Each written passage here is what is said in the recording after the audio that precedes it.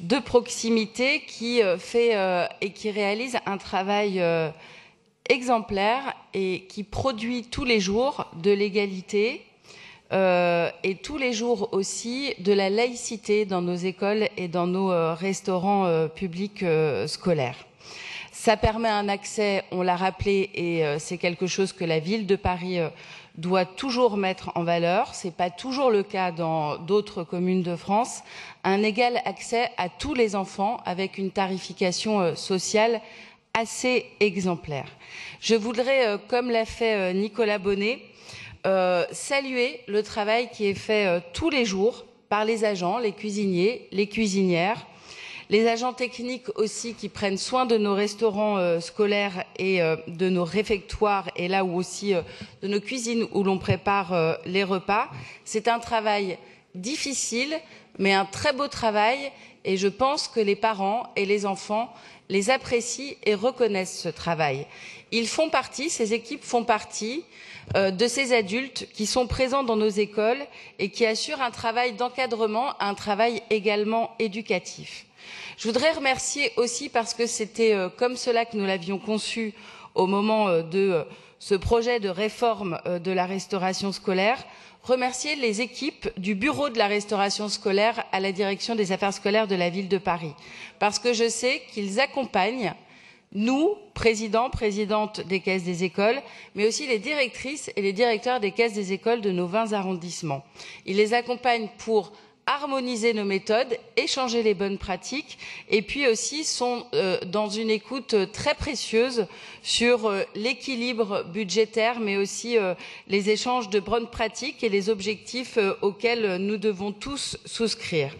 Ce rapport annuel, et j'aimerais là aussi souligner la spécificité de la gouvernance de ce service public de proximité, c'est un commun.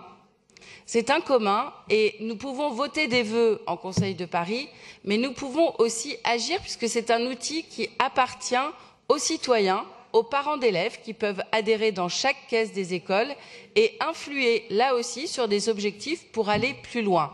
C'est un commun et c'est extrêmement précieux de rappeler aussi cette méthode de gouvernance et ce mode de gestion où l'implication des parents est possible en adhérant dans chaque caisse des écoles, et puis aussi où la place des enfants est considérée lorsqu'on les associe aux commissions des menus, comme c'est le cas par exemple dans le 14e arrondissement.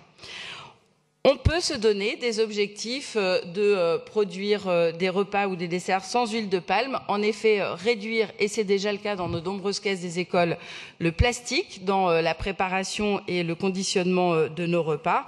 C'est déjà le cas de faire du sans Nutella ou de monter aussi la progression des produits bio et durables ou labellisés.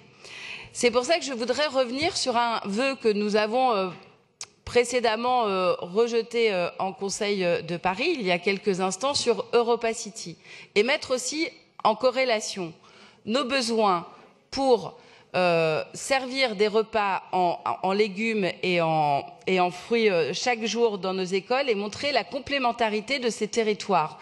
Paris a besoin que, très proche de son territoire, nous puissions développer des outils de production agricole biologique et raisonnée proches de nos arrondissements.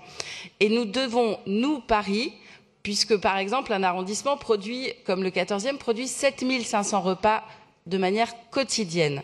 Nous avons un rôle à jouer pour organiser, soutenir le développement de ces exploitations agricoles dans notre région. Et je trouve que là, ici, se pose le vrai sujet d'une cohérence de nos politiques publiques. Ce sont de véritables écosystèmes, des fabriques de développement durable. Et je voudrais du coup saluer ce premier rapport et inciter l'adjoint à la maire de nous encourager et de nous soutenir, là aussi en termes de perspective, pour développer de manière plus significative les goûters. Ça a été rappelé par plusieurs de mes collègues, mais je trouve que ce serait de beaux objectifs à inciter et à poursuivre pour l'année 2019. Je vous remercie. Alors, merci. Donc, pour vous répondre.